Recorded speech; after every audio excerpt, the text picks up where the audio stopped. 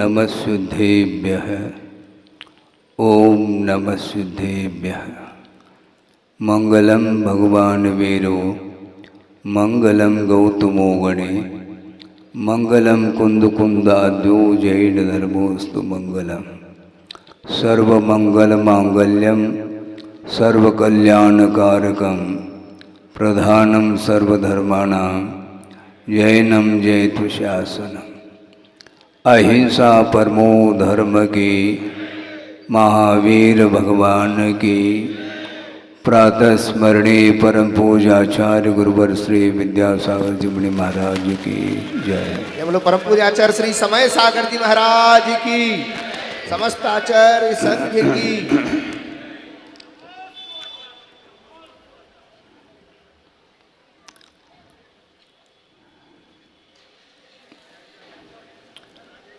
एक दोहा जो आपके सामने रखने का मन हो रहा है, प्रासंगिकता देखते हुए आपके सामने है कि पंख नहीं पंकज बनूं, पंख नहीं पंकज बनूं, मुक्ता बनूं नसीब, दीप बनूं जलता रहूं, प्रभुपद पद्म समीप, गुरुपद पद्म समीप। ये गुरुदेव ने दोहा हम लोगों के सामने दिया है, एक रूपक आपके सामने रखा है कि पंख नहीं। पंख का अर्थ होता है करदम, कीचड़ हुआ करता है, और उस कीचड़ में ही उत्पन्न होने वाला पंकज अर्थात कमल हुआ करता है। और मुक्ता बनो नसीब कहा है, दीप बनो जलता रहूं, किसके समीप? प्रभुपद पद्म समीप। और हम लोग बोल रहे हैं गुरुपद पद्म समीप। हमारे लिए गुरुदेव ही सर्वस्व हैं। एक प्रसंग आपके सामने रख देना चाहता हूँ। वह ये है कि जबलपुर की बात है, मड़िया जी की, 93 की बात है। नंदीश्वर द्वीप का पंचकल्याणक होने जा रहा था। उस समय गुरुदेव चतुर्वेद संघ के साथ विराजमान थे। तत्व चर्चा चल रही थी और उस तत्व चर्चा के दौरान एक ब्रह्मचारी जी ने जिज्ञासा रखी कि महाराज, मोक्ष मार्ग में निर्देशन किससे लेना चाहिए? बहुत महत्वपूर्ण विषय है। मोक्ष मार्ग में निर्देशन किससे लेना चाहिए? तो गुरुदेव ने बहुत सटीक उत्तर दिया था कि जो विजित मना है उससे निर्देशन लेना चाहिए। तो हमारे लिए विजित मना तो गुरुदेव हैं, हम उनसे ही निर्देशन, मार्गदर्शन, आदेश, संकेत आदि लेते आए हैं और अभी भी उन्हीं के संकेत के माध्यम से मैं चल रहा हूँ। क्योंकि विजित मना वो रहें, हमारा मन अभी भी चंचल हो सकता है। उनका अनुभव, उनकी साधना, उनके दृष्टिकोण, उनका चिंतन मौलिकता को लेकर के हुआ करता है। और अभी विराट सागर महाराज जी ने जो बात कही है, मैं सुन तो रहा था लेकिन माइक उस समय था नहीं। हमने सोचा उनको पहला बोलने दो, क्योंकि वो भी अपना कर्तव्य ही करना चाह रहे थे। कोई बाधा नहीं। कर्तव्य की दृष्टि से एक विषय को रखना अलग होता है, किंतु उस विषय को सुनते हुए हमें मौन भी नहीं रहना चाहिए। इसलिए मैं आपके सामने रखा कि विजित मनाथो गुरुदेव हैं, उनको प्रत्येक व्यक्ति अपने हृदय में स्थान देता है तो मार्ग अपने आप ही प्रशस्त होता चला जाता है। हमने कई बार प्रवचन के दौरान कहा है, क्योंकि इन दिनों में बार बार वही विषय, वही विचार मन में आते हैं, क्योंकि जिनके सानिध्य में 40 साल में रहा और उनकी आज्ञा से लगभग 10 साल बाहर भी रहा, और उनके सानिध्य में रह करके हमें जो प्राप्त हुआ है उसको कैसा भुलाया जा सकता है। क्योंकि उनकी दृष्टि बहुत पहनी दृष्टि, हमेशा उनका ये कहना रहता था कि कभी भी साधक की प्रशंसा, सुन रहे हैं आप, साधक की प्रशंसा करना उचित नहीं है। आपको लगेगा कि महाराज आप ऐसा क्यों कहना चाह रहे हैं? क्योंकि गुरुदेव हमेशा साधक को साधक के रूप में देखना चाहते हैं, और साधक यदि अपनी साधना में लीन रहता है तो यदि मान लो प्रोत्साहन की अपेक्षा से भी एक आध शब्द यदि मान लो प्रशंसात्मक शब्द वो बोलेंगे, शायद संभव है साधक के मन में क्या, अब कहने की क्या आवश्यकता है, साधक की दृष्टि हमेशा भीतरी दृष्टि हुआ करती है।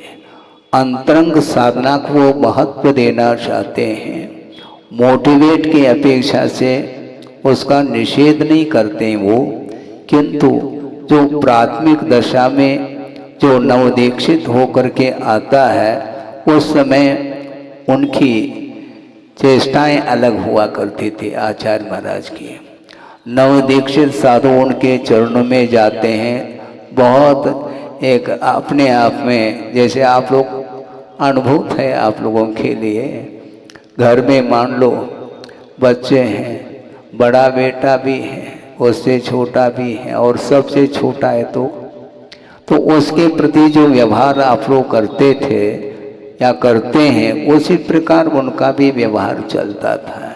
किंतु बीच में कोई चिरदीक्षित पहुंच जाए मान लो, गंभीर हो जाते हैं वो। क्यों? इसके पीछे भी यही रहस्य छुपा है कि जिसके अंदर प्रौढ़ता आई है, गंभीरता आई है, तो वह बनी रहे, ये उनकी भावना रहती है। हमें लगता है कि हमारे लिए भी मुस्कान मिलना चाहिए। मुस्कान किसके प्रति?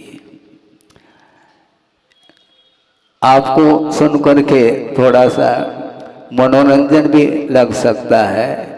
कभी किसी ने देखा है क्या 40 साल का बालक हो और वो गोद में बैठ जाए? बैठता है? नहीं बैठ सकता, क्योंकि उसके गोद में भी एक लाला है। हाँ हाँ बिल्कुल, सब लोग जो है हंस रहे हैं। इसी प्रकार उनकी हमेशा दृष्टि रहती थी कि साधक को हमेशा साधना की ओर ही दृष्टि होनी चाहिए, क्योंकि उनका ये कहना था कि यह पंचम कलिकाल है।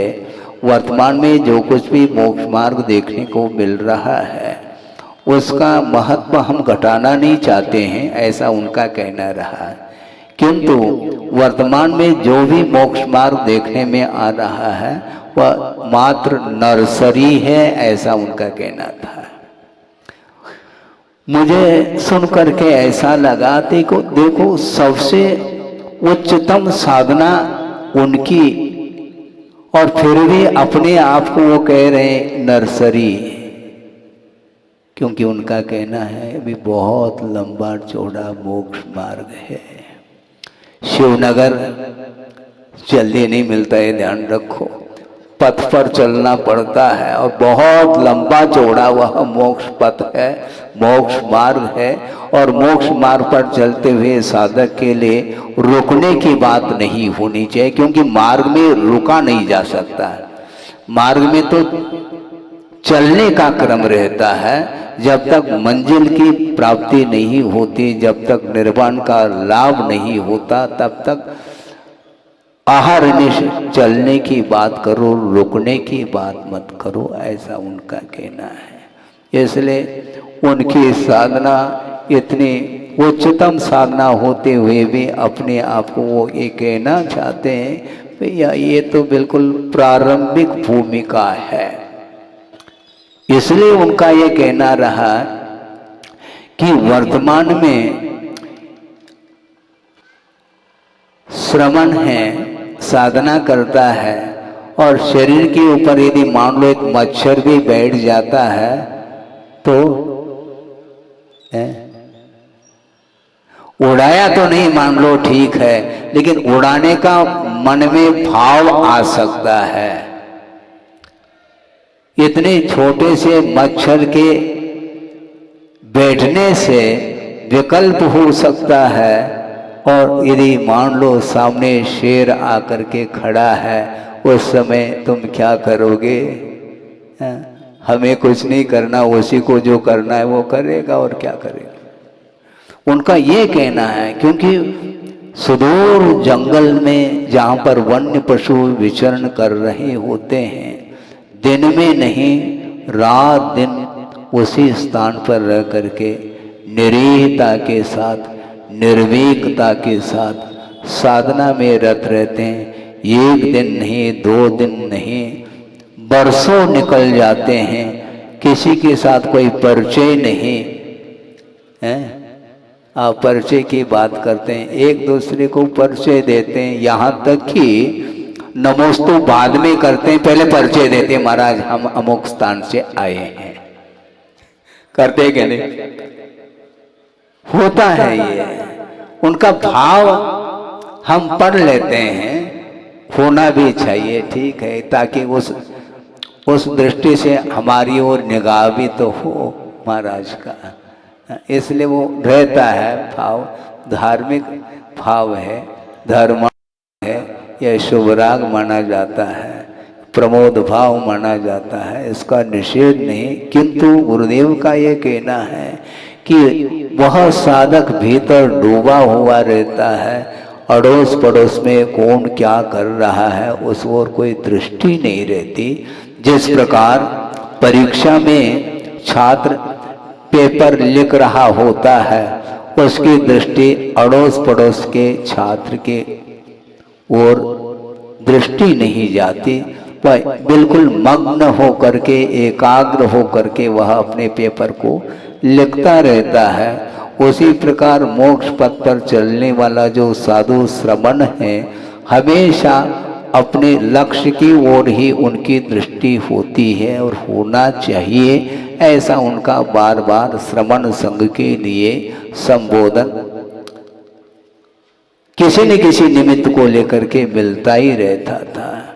उनकी दृष्टि को सामने रखते हैं तो हमें कुछ करने की आवश्यकता नहीं।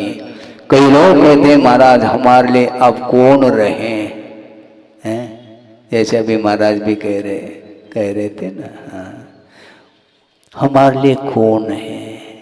तो इसी प्रकार हमारे अंदर भी परिणाम उत्पन्न होते रहते हैं, हमारे लिए कौन है। उनका ये कहना था, बार बार वो प्रसंग देते थे, देखो आप लोगों का तो इतना साथ से पुण्य रहा कि गुरु का सानिध्य किसी को 40 साल मिला, किसी को 30-35 साल मिले, इस प्रकार जो है ना। किंतु मेरे लिए आचार्य ज्ञान सागर जी महाराज का सानिध्य कितने साल के लिए मिला, सोचो तो सही। केवल 5 साल सानिध्य मिला, उसमें भी 1 साल ब्रह्मचर्य अवस्था में उनको मिला, लगभग 11 महीने, क्योंकि 1 साल आचार्य देशभूषण जी के संग में उनका रहना हुआ।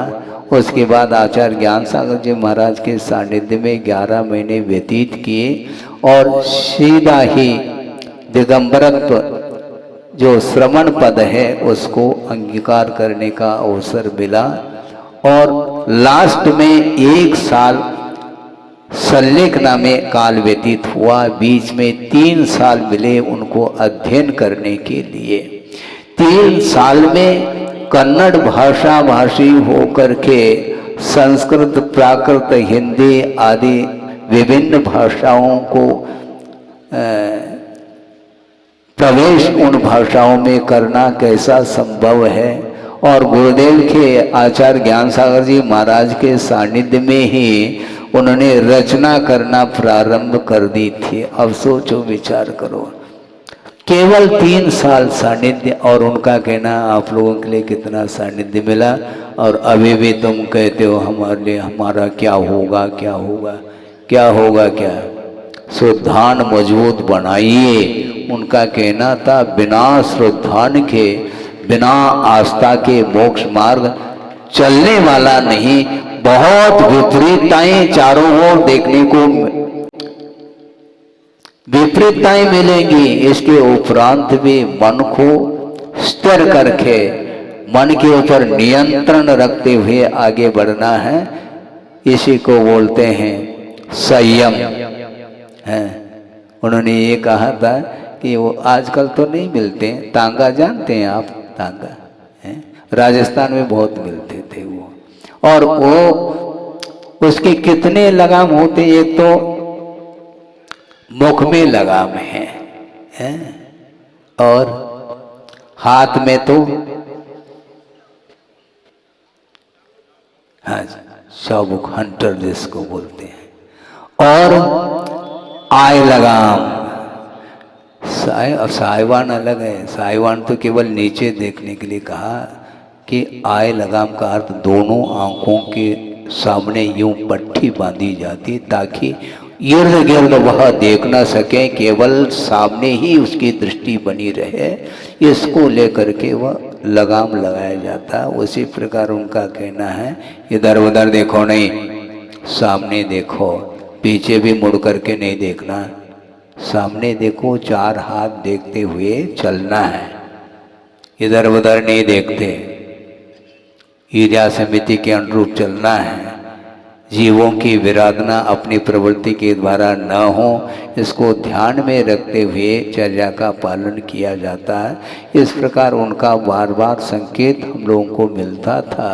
इसलिए मैंने सोचा कम से कम ये संकेत हमारे लिए जो मिल रहे हैं वो स्टोर होता चला जाए सारा का सारा विषय।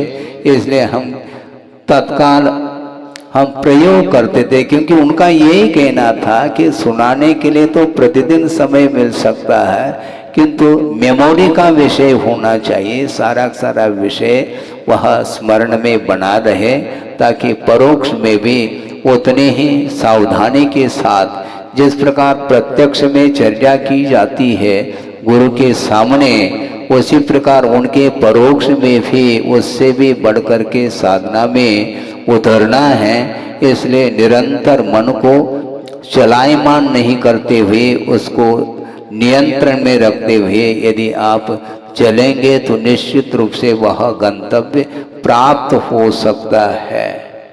हाँ, समझ लिया आपने?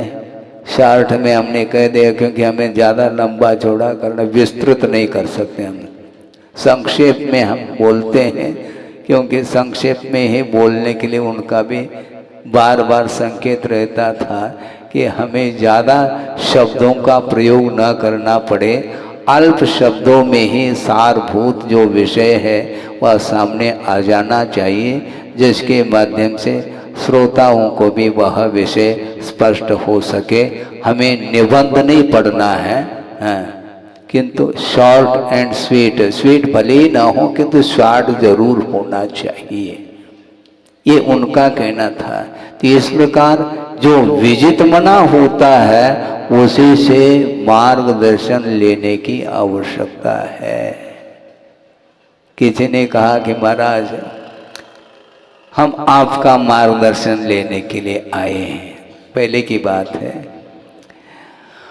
जिस समय गुरुदेव थे तो हमने कहा आपको मार्गदर्शन चाहिए। हाँ महाराज, हम बहुत दिन से प्रतीक्षा में रहे हैं, इसलिए आपका मार्गदर्शन चाहिए। मैं मार्ग दिखा सकता हूँ, दर्शन वो देंगे। यहाँ से यूं सीधे जाकर के इधर मुड़ जाओ और वहाँ पर जो है लिखा हुआ मिलेगा कि यहाँ पर आचार्य महाराज विराजमान हैं। वहाँ पर दर्शन भी मिलेंगे। क्यों हंस रहे हैं आप लोग? मार्गदर्शन देना, हमने तो मार्गदर्शन यूं एरो यूं चले जाओ, बस वहाँ पर कक्ष में विराजमान है वो। उनसे जो भी आपको लेना है, प्राप्त करना है, आप करिएगा। हाँ, क्योंकि जो विजित मना है वही मार्गदर्शन दे सकते हैं। इसलिए हमें शांति के साथ थोड़े बहुत साधना करने दो, इस प्रकार का करके वो भेज देते थे। कोई भी कमेटी वाले भी आ जाए, कोई भी आ जाए तो संकेत इसी प्रकार हम देते थे कि भैया ये मेरा काम नहीं, क्योंकि ये आउट ऑफ कोर्स है। हम अपने लिए जो कोर्स का विषय है उसको तो हमें अच्छे ढंग से पढ़ने दो, लिखने दो, और उसमें हमें उत्तीर्ण होना है। आउट ऑफ कोर्स की ओर दृष्टि हमारी जाएगी तो कोर्स का जो विषय है वह बहुत वीक हो सकता है, कमज़ोर पड़ सकता है। इसलिए आपका जो विषय है वहाँ पर मिलेगा आपके लिए। इस प्रकार हम कहते हुए चलते आए हैं। अब थोड़े बहुत बोलने का अवसर आ रहा है। कई बार कहते महाराज आपका आदेश है।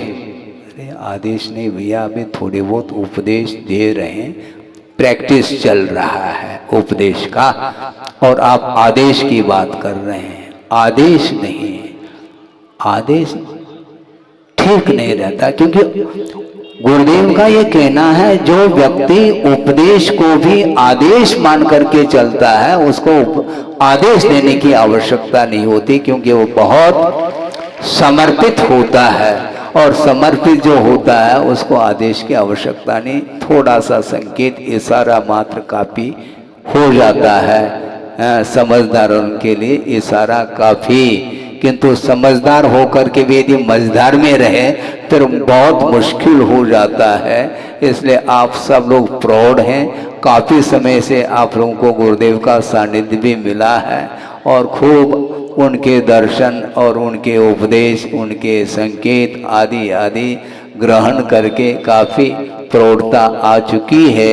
इसलिए आप लोगों के लिए मेरा कोई विशेष कहना नहीं, किंतु निरंतर उनके संकेतों को स्मरण में रखते हुए आपके लिए जो भी दायित्व दिया है, जबलपुर वालों के लिए खास तौर से हमारा कहना है, बहुत बड़ा दायित्व उन्होंने दिया है, बहुत बड़ा प्रकल्प दिया है, और वह जिनालय भी है, प्रतिभा स्थली भी है, और पूर्णायु भी है।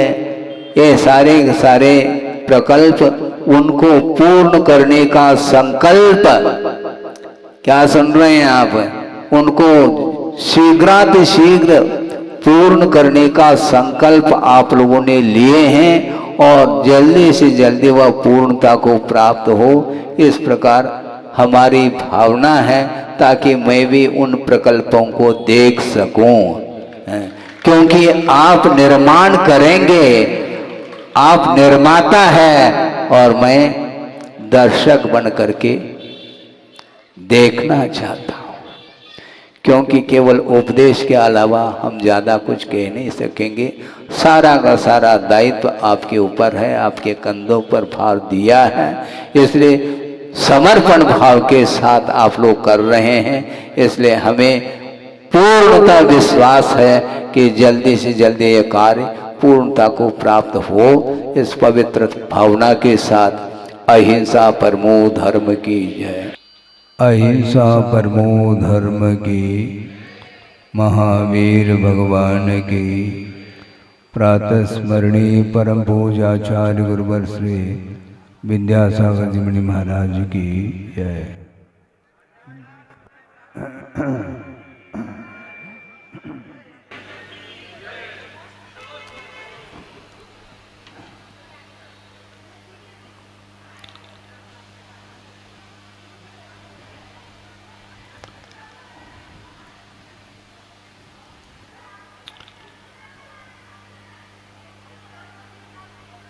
किसी ने कहा कि महाराज आपका चातुर्मास कहाँ होगा। हमने कहा चातुर्मास तो होगा तो पक्की बात है, कहाँ होगा ये कैसे कहा जा सकता है। फिर भी लगभग 1.5 महीना है अभी है, अभी से मैं घोषणा कर रहा हूं कि चातुर्मास भारत में होगा। आप सोच रहे होंगे कि महाराज क्या बोलने वाले हैं, चातुर्मास तो होगा तो पक्की बात है, कहाँ होगा क्या होगा ये सब भविष्य का विषय है। किंतु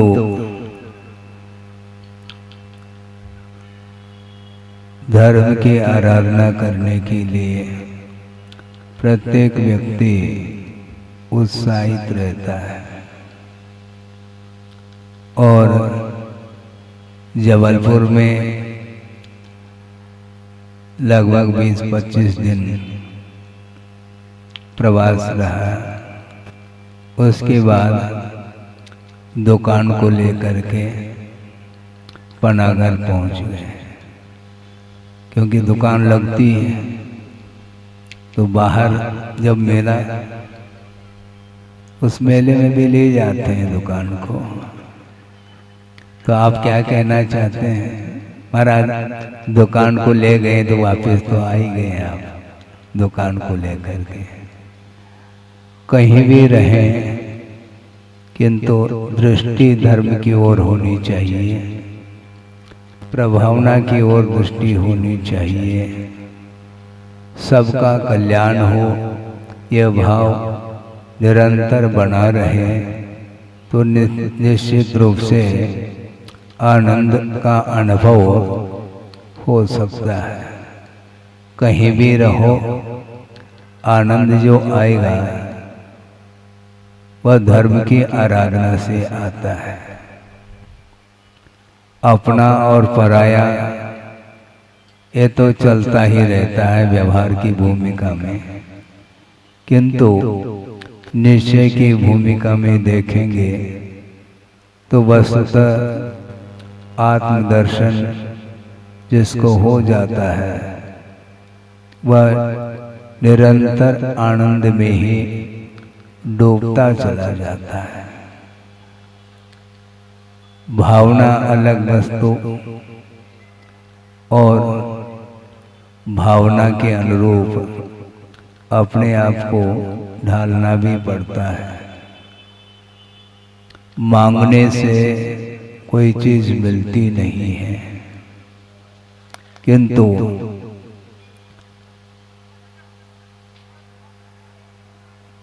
मांगने से चीज नहीं मिलती है तो महाराज फिर हम क्या मांगे, तो पुनः मांगने की बात करने लगे आप।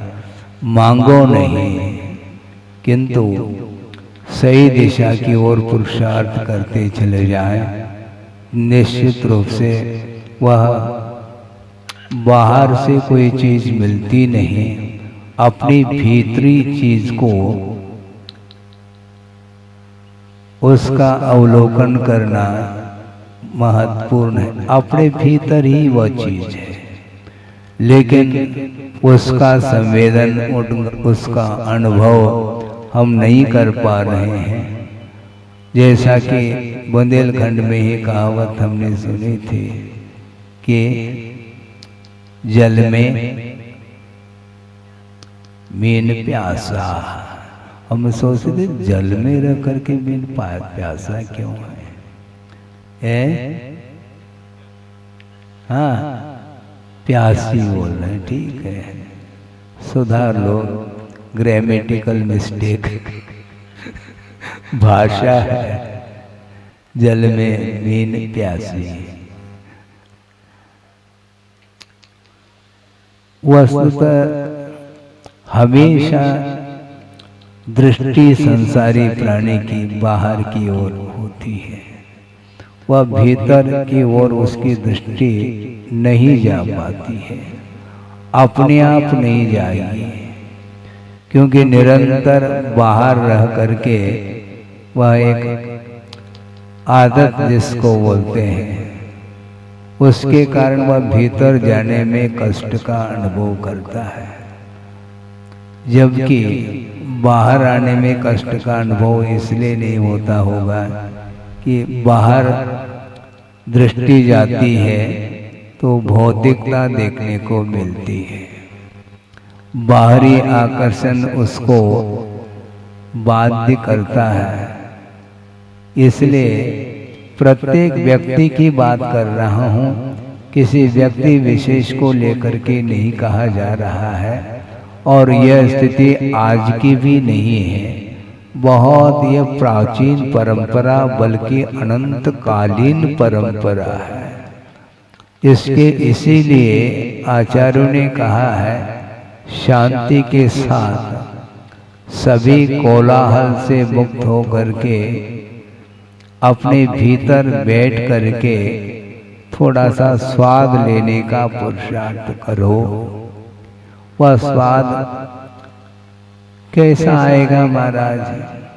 जो मुख में ले रखा है उसका स्वाद आ रहा है, और मुख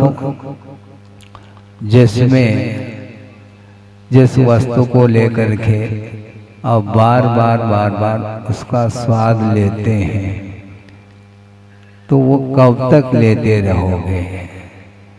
एक साथ सभी प्रकार का स्वाद लिया नहीं जा सकता। कभी मीठा का भी स्वाद लेते हैं तो मीठा लेते लेते क्या बोलते हैं, मुंह बंद जाता है। अच्छा, और मुंह खोलने के लिए वह नमकीन का भी प्रयोग करता है। चौके की बात है, आपके सामने रख दूं।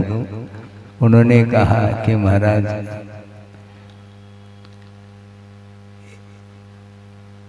मुख को क्या करना है?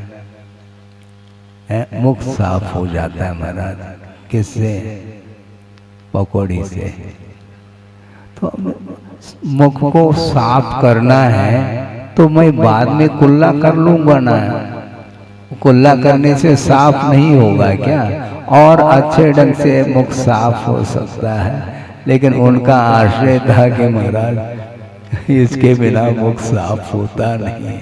तो ये भिन्न भिन्न व्यंजनों को लेकर के रुचि और जागृत होती रहती है। इसीलिए 20-25 दिन वहाँ पर रहे जबलपुर में, और पुनः बाहर गए थे लगभग 20 दिन के लिए, ताकि थोड़ा स्वाद चेंज हो जाए। तो फिर देख लेंगे कितना स्वाद आपको, क्या चीज अभिष्ट है, देख तो ले कम से कम। नहीं तो वही चीज परोसने लग जाए तो फिर आप ताली बजाएंगे। फिर ऐसा न हो, किंतु आपका उत्साह जो है ना बढ़ता रहे, और उत्साह बढ़ने से ही आगे परोसने वाले को भी उत्साह और जागृत होता है।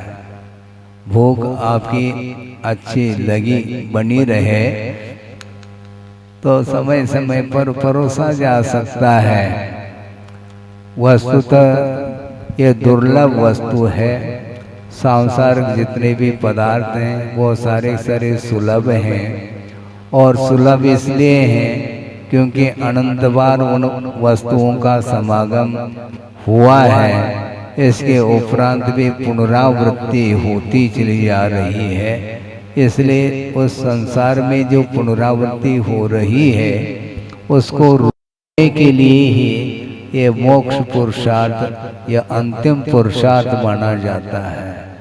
इसलिए मोक्ष पुरुषार्थ की ओर ध्यान आप लोगों का होना चाहिए। धर्म पुरुषार्थ भी होना चाहिए। अर्थ पुरुषार्थ तो चलता ही रहता है, लेकिन अर्थ पुरुषार्थ का अर्थ भी समझ में आना चाहिए। नीति न्याय के अनुरूप धर्म को नहीं भूलते हुए और परोपकार को भी नहीं भूलते हुए जीवन यापन करने के लिए व्यक्ति का आश्रय लिया जाता है और अनावश्यक वित्त का आधार लेना नहीं चाहिए। अननेसेसरी जिसको बोलते हैं, आवश्यक जितना है उतना ले लें, कोई बाधा नहीं है, किंतु अनावश्यक चीजों के माध्यम से बहुत बड़ी हिंसा, बहुत बड़ा पाप होता है। गुरुदेव ने भी कहा था कि सबसे बड़ी हिंसा किससे होती है। मैं सोच रहा था कुछ आचार्य महाराज कहेंगे, किंतु उन्होंने ये कहा सबसे बड़ा पाप या सबसे बड़ी हिंसा अनावश्यक चीजों के संकलन में हुआ करती है, क्योंकि वह विषय न स्वयं के उपभोग में वह आता है न दूसरे के उपभोग में आता है। जैसे आप लोग वित्त को गाड़ लेते हैं, गाड़ने की बात छोड़ दो महाराज, वो तो पुरानी पद्धति रही है। अभी तो बिल्कुल बैंक में बैलेंस रहता है। दूर दूर भी, आउट ऑफ कंट्री में भी मान लो आपका धन सुरक्षित रहता है, किंतु उस धन का उपभोक्ता कौन है किसी को ज्ञात नहीं है। जीवन भर श्रम करके, पुरुषार्थ करके व्यक्ति का संकलन कर लेता है संसारी प्राणी, और अंत तो गत्वा उसका उपभोग वह स्वयं भी नहीं कर पाता। किसी भी कारण को लेकर के उसका अवसान हो जाता है तो वह खाली हाथ ही जाता है।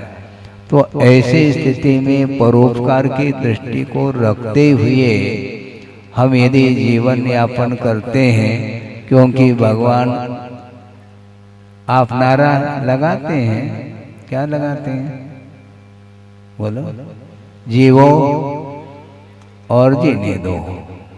कौन जी रहा है, किसको जला रहे हैं? अड़ोस पड़ोस की ओर दृष्टि हमेशा होनी चाहिए। हालांकि कर्म के उदय से अपने अपने सुख का और दुख का अनुभव करता है संसारी प्राणी, किंतु उसके जीवन में जो संकट आया है, जो दुख की घड़ी आई है, उसको भी सहानुभूति के माध्यम से, सद्भावना के माध्यम से उसके लिए भी सहयोग दिया जा सकता है, आर्थिक सहयोग भी दिया जा सकता है, और भी इसके अलावा भी जो आवश्यक उनके लिए वस्तुएं हैं उनके माध्यम से भी उसको सहयोग दिया जा सकता है। कुछ ऐसे भी गरीब लोग होते हैं जो कर्म के उदय से भयानक रोग आदि हो जाते हैं, किंतु रोग को दूर करने के लिए उसके पास अर्थ नहीं, अर्थ का अभाव रहता है। तो ऐसी स्थिति में उसका जीवन का क्या होगा, उस ओर भी ध्यान रखें। औषध दान भी माना जाता है, आवास दान भी माना जाता है, और भी कई प्रकार के जीवन में आपत्तियां आती हैं, उनको दूर करने के लिए सहयोग दिए जा सकते हैं, देना चाहिए। क्योंकि परोपकार की बात केवल धर्म के आधार से ही संभव है। धर्म से विमुख होकर के जो जीव अपने स्वार्थ के साथ अपने जीवन को ही एकमात्र संभालने में लग जाता है, तो ऐसी स्थिति में वह एकमात्र स्वार्थ परायणता होने के कारण उसके स्वयं के जीवन में कोई भी मान लो भयानक संकट आ जाता है, उस समय उसको दूसरा कौन आ सकता है सहयोग देने के लिए।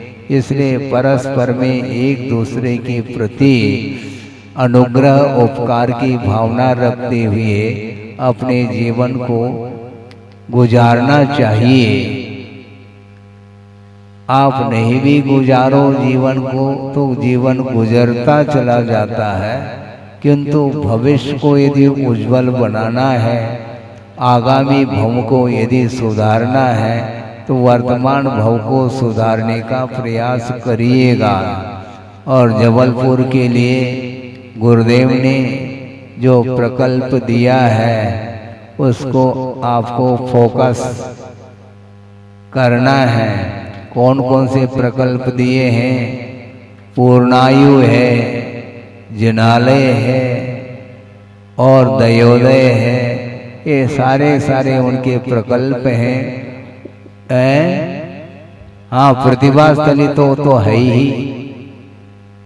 दयोदय आ गया तो उस परिसर में जो भी प्रकल्प हैं वो सारे आ जाते हैं।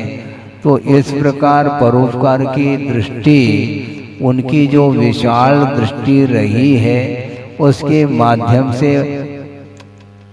प्रभावना हो रही है। भावना अलग वस्तु और प्रभावना अलग वस्तु।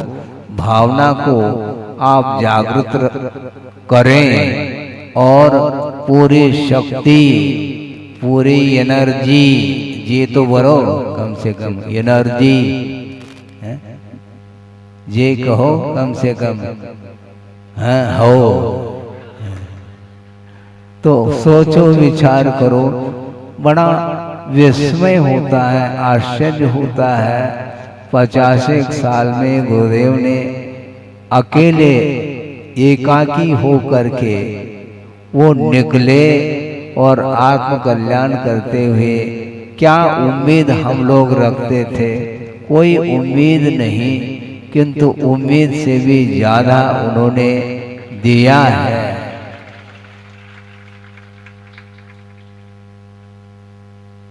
जबलपुर अलग है, सागर अलग है, इंदौर है, नागपुर है और भी विदिशा है, भोपाल है। ये सारे जो बड़े बड़े नगरी हैं, जहाँ पर हजारों की लाखों की संख्या में जैन समाज रहती है, और उनके लिए पूरा का पूरा उन्होंने समय दिया है और सारी जनता लाभान्वित हुई है।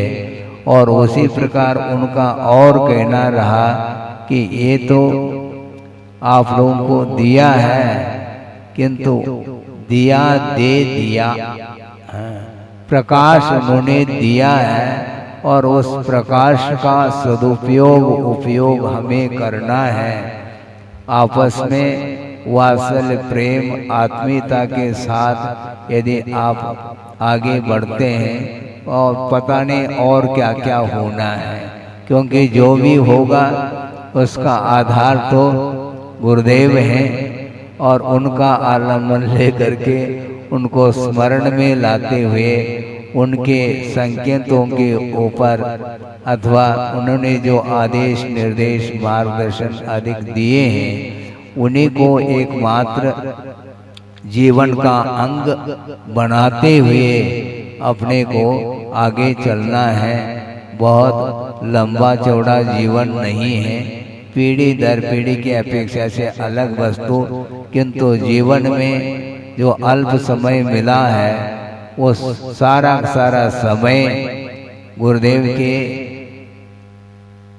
द्वारा जो कहा हुआ प्रशस्त मार्ग है, उस मार्ग पर अपने शक्ति के अनुरूप चल करके प्रभावना करनी चाहिए। प्रभावना करने वाले प्रभावना करके निकल जाते हैं, किंतु उसी प्रकार की प्रभावना निरंतर बनी रहे, क्योंकि जिन शासन की प्रभावना करने में जो तत्पर रहता है वह भविष्य में जिन बन सकता है, ये ध्यान रखो। हैं क्या हम धीरे धीरे बोलते हैं, आप स्पीड से बोलते हैं, बात अलग है।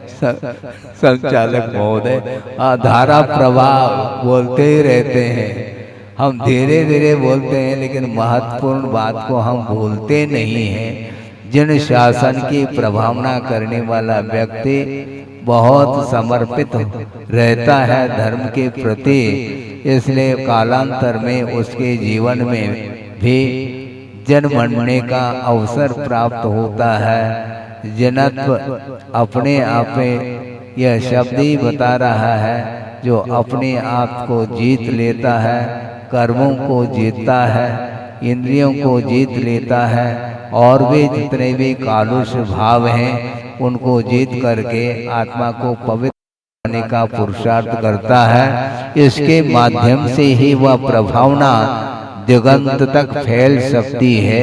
यह आपका ही स्वयं का पुरुषार्थ माना जाएगा, क्योंकि मात्र 2-5 मिनट के लिए मैं बोल सकता हूँ, करना तो आपको ही है। गुरुदेव के जितने भी प्रकल्प हैं उनको पूरी शक्ति लगा करके बड़े उत्साह के साथ, और जितने भी छोटे छोटे और भी बालक भी हैं, युवा वर्ग भी हैं, उनके लिए भी आप प्रोत्साहित करते हुए और अपना जो दीर्घकालीन अनुभव जो गुरुदेव के माध्यम से आपके अंदर वह अनुभव आया है, उनको उस अनुभव को युवा वर्ग को उनको समझाते हुए अनुभव देते हुए आगे बढ़ेंगे तो निश्चित रूप से और कौन कौन से कार्य हो सकते हैं वह भविष्य के गर्भ में है। जल्दी से जल्दी आप लोग उन कार्यों को पूर्ण करते हुए समाज एक व्यक्ति विशेष का नाम थोड़ी समाज है, एक मिल करके तो समाज बन जाती है। इसलिए हमेशा समाज की दृष्टि धर्म की ओर होती है, उसमें कार्यकर्ताओं के अपेक्षा से कमेटी आदि बनाई जाती है ताकि उसके माध्यम से सुचारू रूप से वह संचालन हो सके। इस दृष्टि को लेकर के गुरुदेव ने बहुत दिया है। अब देने के लिए मेरे पास कुछ भी नहीं है। उन्होंने जो दिया है उसको समय समय पर स्मरण में लाते हुए उसको क्रियान्वयन की अपेक्षा से निरंतर आप आगे बढ़ते रहें, जिसके माध्यम से निरंतर प्रभावना होती रहे। हो इस पवित्र भावना के साथ अहिंसा परमो धर्म की जय। अहिंसा परमो धर्म की, महावीर भगवान की। प्रातः स्मरणे परम पूजाचार्य गुरुवर श्री विद्यासागर जी मुनि महाराज की जय।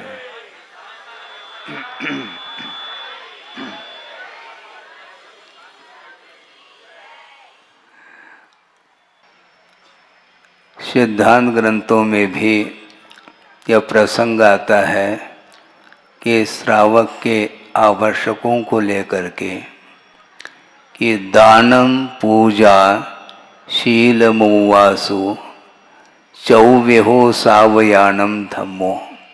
श्रावकों के ये 4 प्रकार के धर्म माने हैं आवश्यक के रूप में कि दान, पूजा, शील और उपवास, ये 4 हैं। दान तो भरपूर आप लोगों ने दिए, इसमें कोई दो राय नहीं है।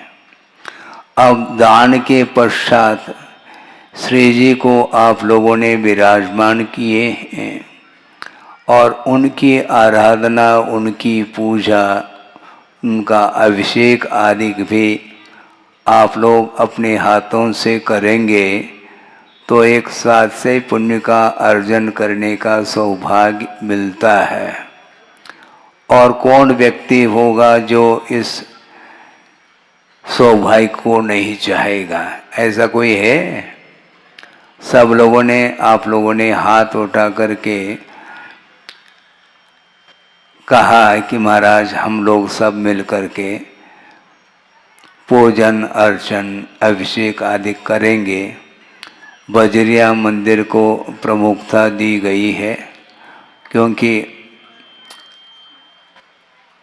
बजरिया मंदिर में जो प्रतिमाएं हैं जो श्री जी विराजमान आप लोगों ने की हैं, दान के बाद पूजा का नंबर आता है और भगवान की आराधना करने के लिए हम उपस्थित हैं। सांसारिक कार्य तो प्रतिदिन करते ही रहते हैं, रात दिन व्यवसाय चलता ही रहता है। रात जैसा बल्कि आप महसूस नहीं करते होंगे दुकान में, क्योंकि लाइट पूरी रात भर लाइट जलती रहती है। ऐसा अनुभव नहीं होता कि रात हुई है कि दिन है क्या है। इस प्रकार आप सांसारिक कार्यक्रमों में व्यस्तता रखते हैं अपने आप को, उसी में से कम 10-15 मिनट निकाल करके प्रभु की एक पूजन तो कम से कम करें। जो 2-4 करने के लिए जिनके लिए समय है वो तो अच्छी बात है, किंतु कम से कम देव शास्त्र गुरु की एक पूजा वो कर लें तो अपने आप में 10-15 मिनट में वह हो जाएगा। और वह पूजन भी अभिषेक पूर्वक हो तो अच्छा है।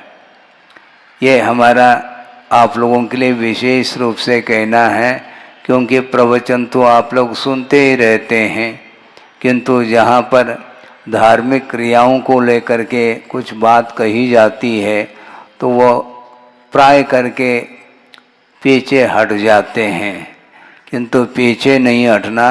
जिस प्रकार पंच कल्याणक में हमने सुना है कि महाराज ऐसे भी युवक जो रात दिन एक करके शयन तक नहीं किया बताते हैं, इतने उत्साह के साथ उन्होंने इस कार्य को संपन्न किया है। तो इसलिए प्रतिदिन आप लोगों को पूजन अभिषेक के साथ ही अन्य क्रियाओं को संपन्न करना है। कृत है, कारित है और अनुमोदना है, बहुत बड़ी चीज़ है। आप लोग दान देते हैं, हम दान की अनुमोदना करते हैं।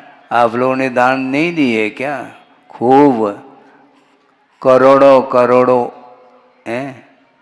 उसके उपरांत उसका समर्थन हमने किया है, तो अरबों का समर्थन हमने किया, ये ध्यान रखो। हाँ, जहाँ भी हम जाते हैं और गुरु के आशीर्वाद और उनके आदेश, उनके संकेत के अनुरूप, क्योंकि उन्होंने यही कहा है कि धर्म प्रभावना इसी प्रकार हुआ करती है। कोई क्रिया को संपन्न करके पुण्य का अर्जन करता है और कोई पुण्य के अर्जन करने के लिए प्रोत्साहित करता है, अनुमति प्रदान करता है, उसके लिए भी साथ से पुण्य का अर्जन होता ही रहता है। इसलिए कभी भी धार्मिक कार्यों से अपने को मुख मोड़ना नहीं चाहिए, बल्कि परिवार का जिस प्रकार दायित्व या कर्तव्य समझ करके पूरा का पूरा परिवार का संचालन आप लोग करते हैं, उसी प्रकार धार्मिक क्षेत्र में भी मन लगा करके धर्म के आराधना के क्षेत्र में आपको सबसे आगे आना है। क्योंकि सालों हुए हैं जो इसमें कार्यरत हैं, जो बुज़ुर्ग हो चुके हैं। अब आप लोग बुज़ुर्ग होंगे, होने के पहले ही दायित्व है। बिल्कुल क्या बात हो गई, क्योंकि जो कर करके बिल्कुल बुजुर्ग वृद्ध हो चुके हैं और वो केवल अपना अनुभव आप लोगों के लिए दे सकते हैं, और उनका अनुभव लेते हुए आप लोगों को भी आगे बहुत करना है। क्या करना है महाराज? आप पूछेंगे, क्षेत्र है उसका उद्धार भी तो करना है, क्या नहीं करना है? हाँ, उद्धार करना है। उसके बिना अपना उद्धार नहीं हो सकता, क्योंकि यह कलिकाल है बंधुओं। क्योंकि विनाश काले विपरीत बुद्धि होती है, इसलिए बुद्धि अपने ठिकाने पर जब तक है तब तक अपने को धर्म की उपासना करने के लिए जो भी पूर्वजों ने क्षेत्र का निर्माण किया है वह जीर्ण शीर्णता को प्राप्त होती जा रही है।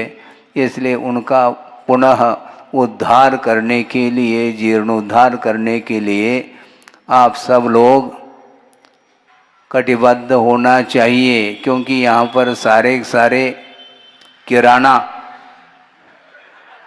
है, कोई नाम से फेमस है, लेकिन प्राय करके सब लोगों के दुकान चलते रहते हैं।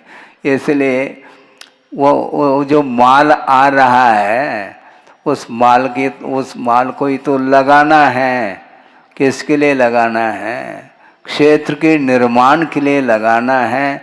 और लगाते चले जाएंगे तो फिर वो जो आवक है वो बेहिसाब आता रहेगा और उसको आप लगाते चले जाइए आप। हैं, क्योंकि पूर्वजों ने जो कार्य किए हैं उसी प्रकार अपना भी कर्तव्य बनता है। पीढ़ी दर पीढ़ी इसी प्रकार प्रत्येक व्यक्ति अपना कर्तव्य समझ करके धार्मिक क्षेत्र में उत्साह के साथ आगे बढ़ता है। निरंतर यह धर्म की परंपरा ये पंचम काल के अंत तक चलेगी, यह आगम का उल्लेख है। इसलिए निरंतर आप करते रहिए तो निश्चित रूप से धर्म अक्षुण्ण बना रहेगा। और साथ में क्या जाएगा मुझे बताओ? किराना सामान नहीं जाएगा, दुकान मकान सब यही रहेंगे और साथ में धर्म जाता है। आपने जो साथ से पुण्य का अर्जन किया है वह पुण्य का अर्जन धर्म की आराधना के बिना संभव नहीं है, क्योंकि पुण्य का अर्जन धर्म की आराधना किए बिना भी पुण्य का संचय होता रहता है।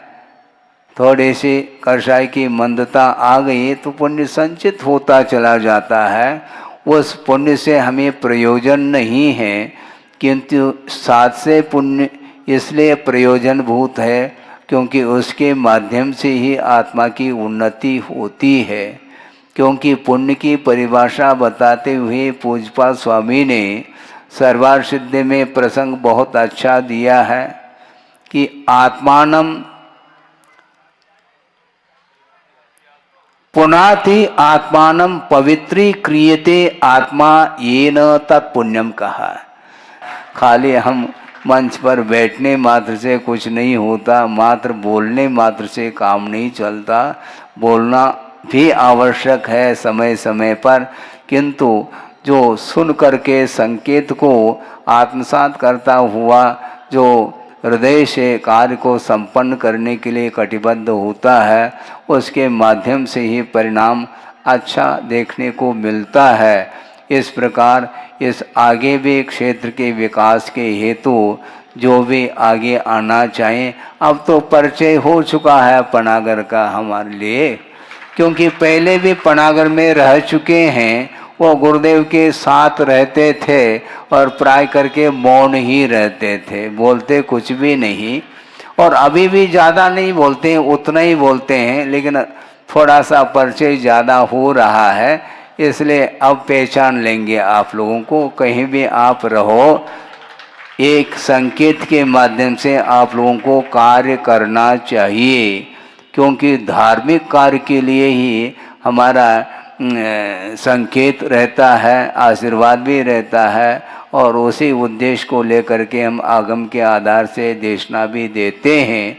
और उसको सुनते हुए आगे और नई पीढ़ी आने वाली है, जो आपकी गोद में लाला है ना, वो भी संचालन बाद में करेगा। इसीलिए आप लोग अच्छे संस्कारित करो, बच्चों के लिए तैयार करो, और पीढ़ी दर पीढ़ी इस प्रकार जो प्रभावना के लिए उत्साहित होकर के आगे आएंगे तो निश्चित रूप से धर्म प्रभावना में और बढ़ोतरी होगी, वृद्धि होगी।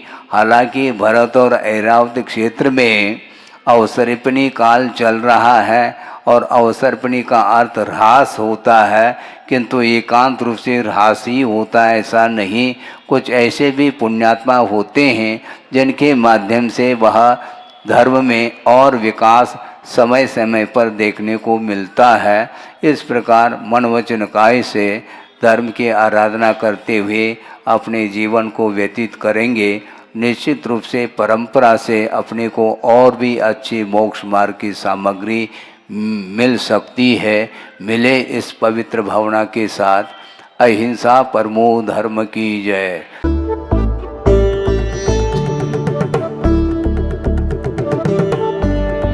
राष्ट्रीय राजधानी दिल्ली से 144 किलोमीटर